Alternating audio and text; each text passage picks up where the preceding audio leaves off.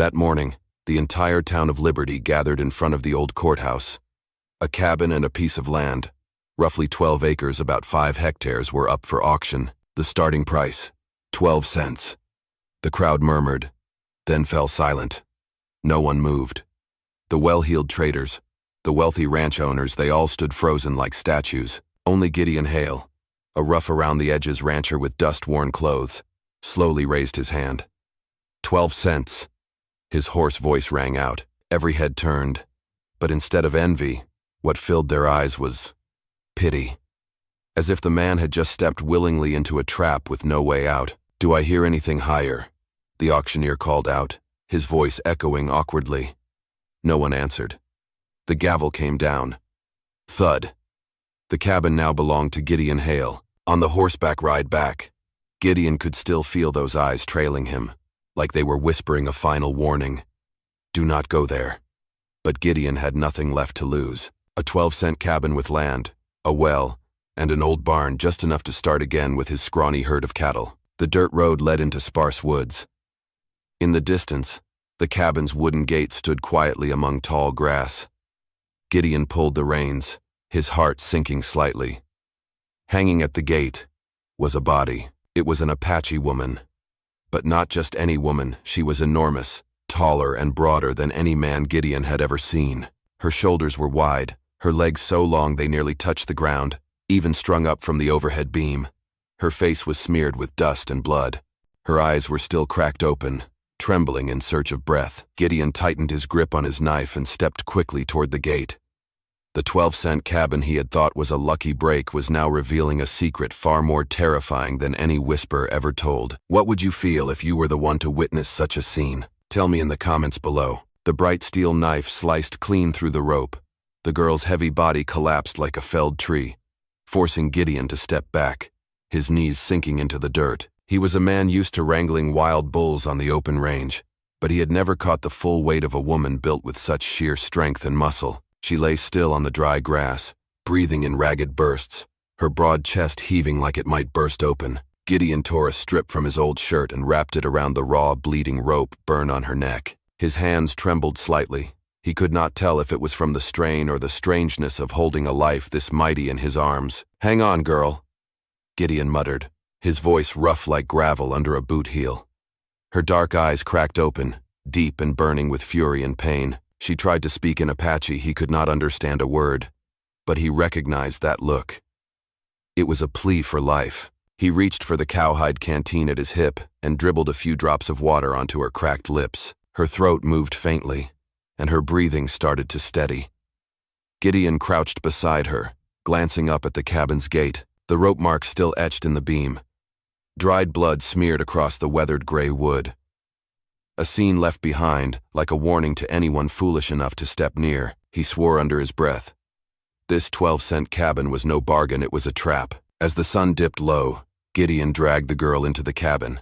The little wooden house was thick with dust, its windows boarded shut, but the floor was solid, and cold ashes still lingered in the stove. It did not feel like a place left untouched for 15 years, as the town rumors had claimed.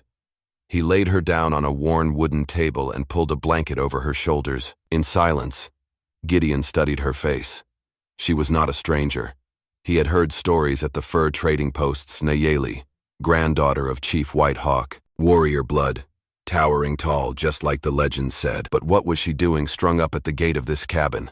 And who would be cruel enough to do that to the granddaughter of an Apache chief? Gideon stepped out onto the porch, squinting into the fading light. Far off, at the edge of the woods, he saw a rider on horseback. The man wore a wide-brimmed hat trimmed with silver that caught the last rays of sunlight. He did not approach. He did not ride away. He just stood there, like a sentinel. When their eyes met, the rider turned sharply and vanished into the trees. A cold shiver ran down Gideon's spine. The town had looked at him with pity. This cabin held more than a curse. Someone was watching, waiting. And now, he had pulled a living witness down from death's noose. Inside, Nayeli stirred. Her voice was rough, barely a whisper, but one English word came through. "Danger, they will come back." Gideon clenched his calloused hands. This worn-out rancher had never wanted to be part of someone else's fight, but with a 12-cent cabin and a dying giant of a girl now in his care, He knew his days of peace were over. That night, Gideon barely slept. Inside the small cabin, the flickering firelight from the wood stove danced across cracked wooden walls. The giant Apache girl lay wrapped in blankets, occasionally groaning, her eyes fluttering open, then slipping shut again. Every time she stirred, the old wooden bed creaked like it was about to snap in two. Gideon sat beside her, his Winchester rifle within reach. He had grown used to prairie wolves, cattle thieves, and countless lonely nights beneath the stars. But now, a different kind of unease throbbed behind his temples. Who in their right mind would hang a giant girl at the gate like some sick spectacle, and why had the whole town stayed silent? As dawn broke, Gideon knew he had to ride into town. Nayeli needed medicine, clean water, and fresh bandages. He left her inside, locked the door, and took the dirt path back to Liberty. When he stepped into the general store, a strange tension hung in the air. Conversations stopped. A few women pretended to browse fabric, but their eyes kept darting toward him. Gideon walked straight to the counter and pulled a few coins from his pocket. "I need bandages, antiseptic, and some food." The storekeeper, a wiry man with trembling hands, quietly packed the supplies without a word. He set the bag on the counter, and with a whisper barely above a breath, he asked, "The cabin?" "At Crow's Gate." Gideon gave a slow nod. The entire store seemed to hold its breath. An old woman dropped her sewing basket. Spools of thread rolled across the wooden floor. Just then, the back door swung open. A tall man stepped in, his wide-brimmed hat rimmed with silver catching the light. It was him the rider Gideon had seen watching from the forest's edge.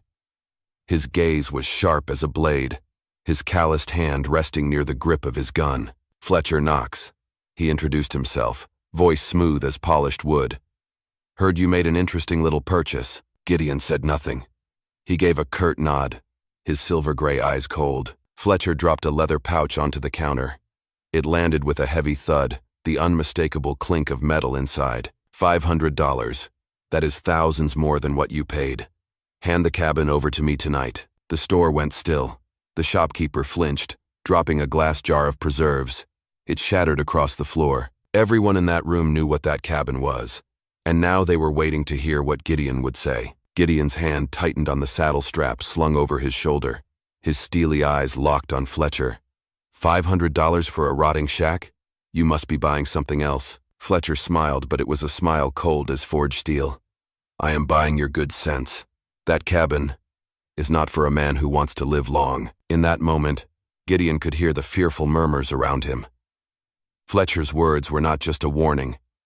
They were a death sentence spoken plain and direct to his face. By the time Gideon returned to the cabin, the sun was already dipping behind the distant mountain range. He carried a heavy sack in one hand, Fletcher Knox's cold warning still echoing in his mind. His horse let out a soft snort as they approached the gate, the same gate where a body had hung just the day before.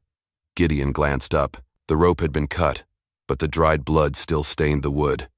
A chill crept down his spine. Inside, the flicker of the stove's fire cast golden shadows across the cabin's wooden walls. Nayeli, the giant Apache girl, was awake. She sat leaning against the wall, her deep black eyes fixed on Gideon. In the dim light, her form came into full view. Broad warrior shoulders, long arms, powerful muscles laced with bruises. A fierce blend of raw beauty and brutal violence. "You saved me," she said, her voice hoarse, her English broken but clear. Gideon set the bag down and poured her a cup of water.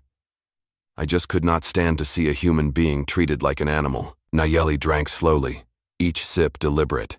Then she spoke again, her words slicing the air like a blade. "I am the granddaughter of Whitehawk, chief of the Apache.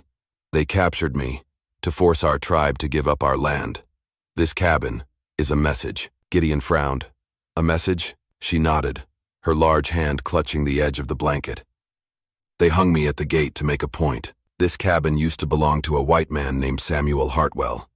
He found forged land documents, proof that traders and judges had sold stolen ground.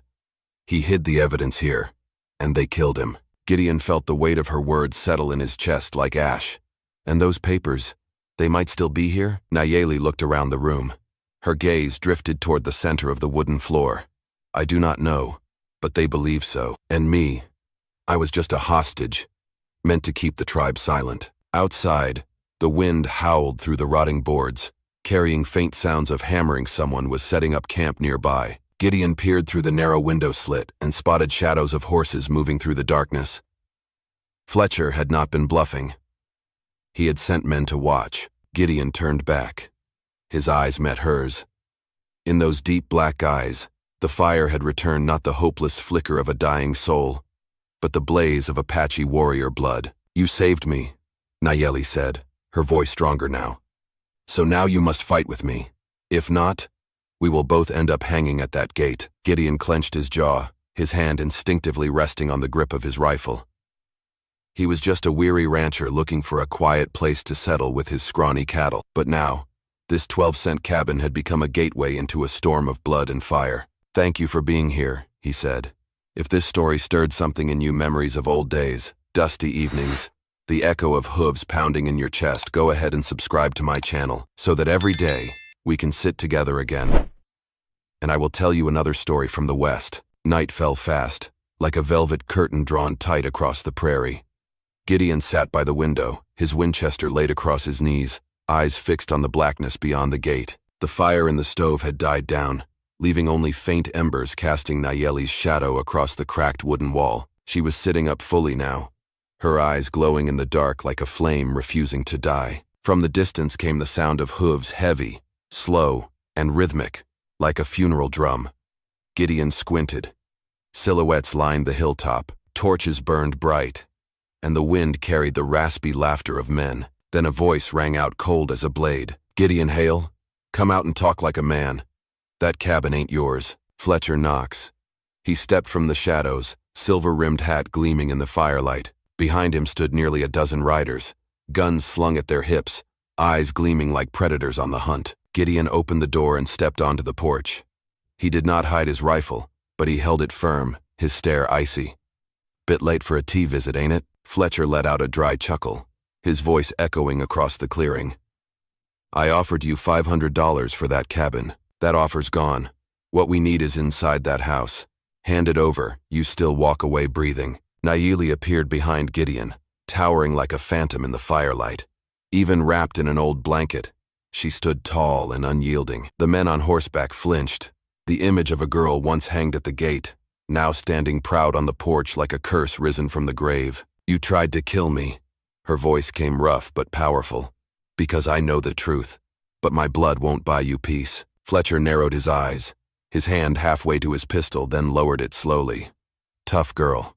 But you see, Gideon, you're holding on to a wounded wolf. She's dragging you into her bloodbath. Let her go, step aside, and keep your life." Gideon turned to look at Nayeli. In that moment, he saw something in her eyes, not fear, but belief. A lone rancher, a giant Apache girl, two misfits standing against a pack of wolves. He spat in the dirt. "I paid for this cabin. It is mine. And anyone who lays a hand on this woman will pay in blood." Silence stretched tight like a drawn bowstring. Then the cold clatter of metal. Fletcher raised his hand, signaling his men. Rifles slid from holsters, catching torchlight. Gideon stepped back and pulled Nayeli inside. His voice dropped low. "Take that revolver. Tonight, we fight." Outside, hoofbeats thundered louder. The field around the cabin lit up in flames. The storm had arrived. The heavy pounding on the wooden door sounded like a coffin being nailed shut. Then came the first hail of bullets screaming through the air, tearing holes through the cabin walls. Splinters flew like sparks. Gideon tackled Nayeli to the floor, and his Winchester roared back, blasting one of the attackers off the fence line. Gun smoke thickened the small cabin like a fog. Every time Gideon fired, he heard the curses and snarls of men outside. They were not holding back. They meant to drown the cabin in blood. Nayeli, though still weak, clutched the Colt he had handed her. Her large hands trembled, but held firm. Her fingers squeezed the trigger. Bang! Another man dropped at the gate, his body falling exactly where she herself had once hung. The cabin gate had now become a boundary marked in blood. "There's too many of them," Gideon growled, sweat and powder dust streaking his brow. He flipped a wooden table on its side as a barricade, slamming more rounds into his Winchester. Outside, Fletcher's voice bellowed, "Burn it! Burn the cabin and burn them with it." A torch sailed onto the dry straw roof. Flames burst into the sky, golden light flickering in Nayeli's black eyes. She gritted her teeth, braced her hands, and stood tall, her towering frame casting a shadow over Gideon. "They will not have this cabin," she said, her voice hoarse but resolute.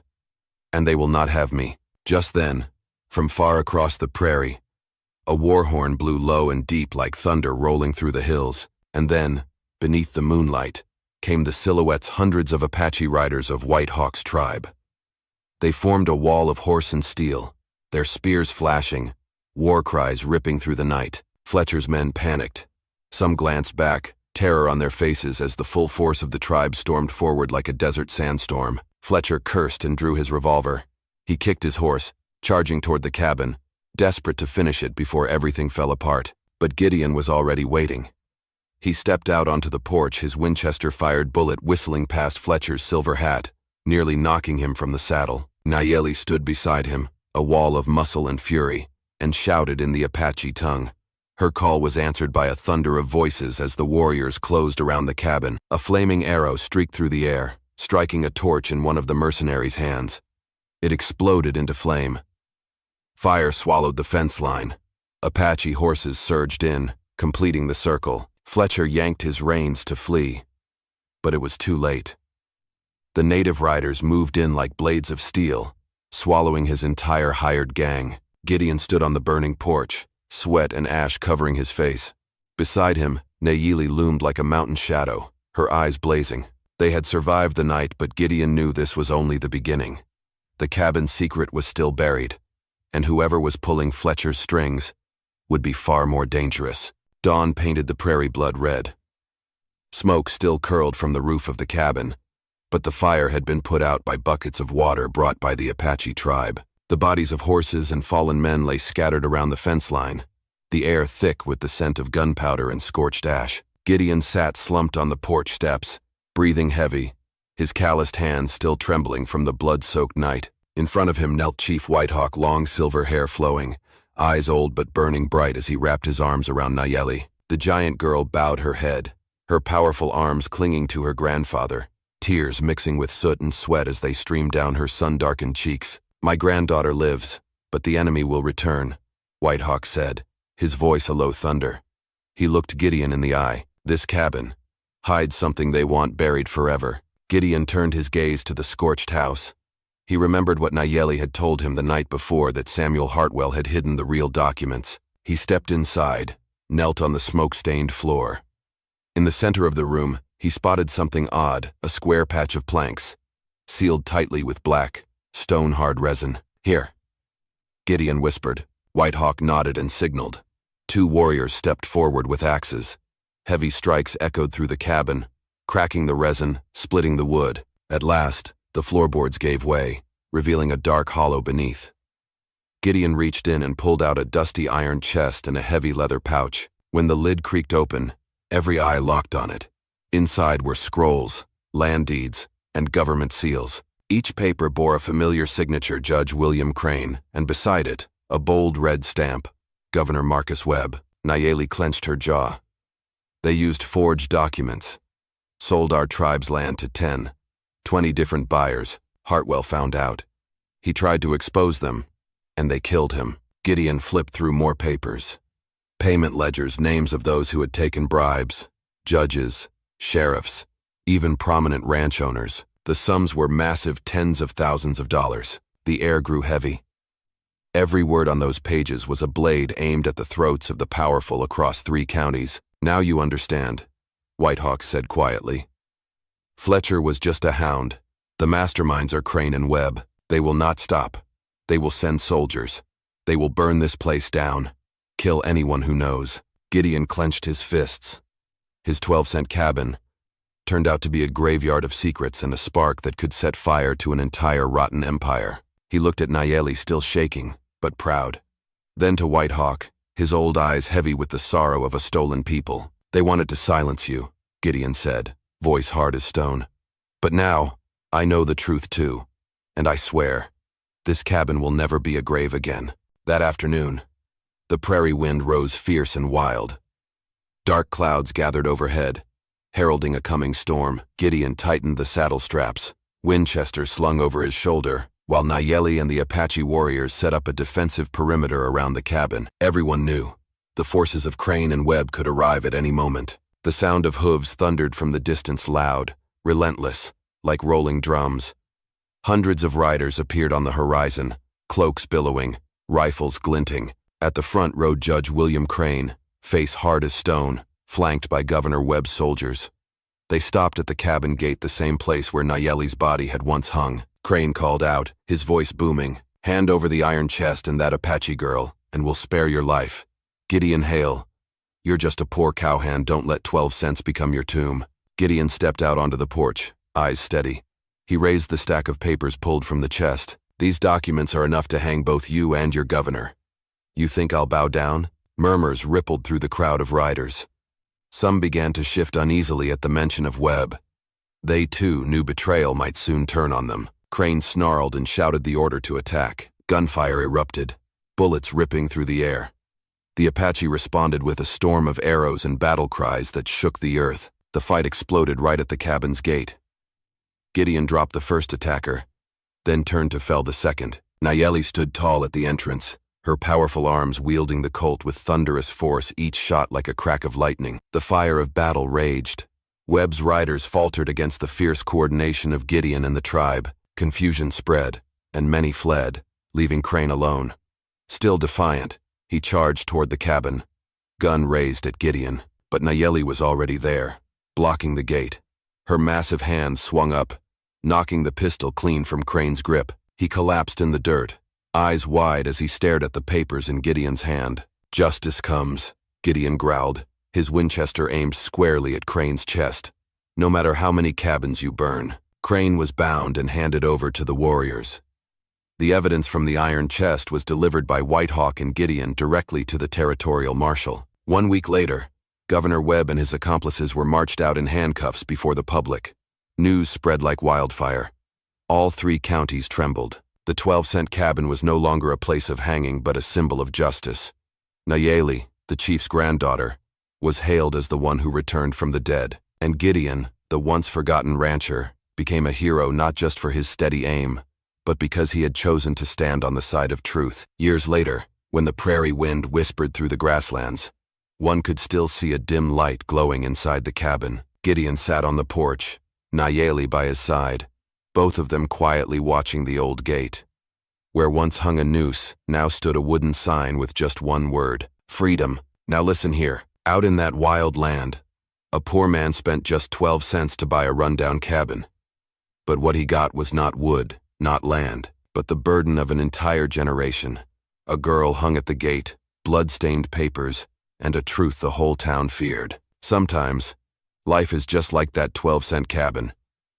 You think you're buying a cheap place to rest, but you end up walking straight into a storm. You believe you're choosing something small just for yourself, but fate demands you stand for something far greater. Gideon was just a rough old rancher, unnoticed by most. But when he cut the rope from the neck of that Apache girl, he did not just save a life. He saved what was left of his own humanity. Sometimes, one small act of courage is all it takes to spark the path to justice. And that, perhaps, is the greatest truth this story holds. Justice always begins with the choice of an ordinary man. You don't have to be a governor. You don't have to be a general. You just have to be willing to say no to what is wrong, and stand beside those who are too often left alone. Even a broke rancher can shift the weight of an entire land. Out west, where gunfire and dust decide fate, the one thing that endures is not gold, not land deeds. What remains is the voice of what is right. And once that voice is raised, even the wolves step back. Once again, I am truly honored to have shared this with you. Tell me what this story meant to you. Leave a comment below. Hit 1 if this story moved you, and do not forget to subscribe channel for more gripping tales of the Wild West.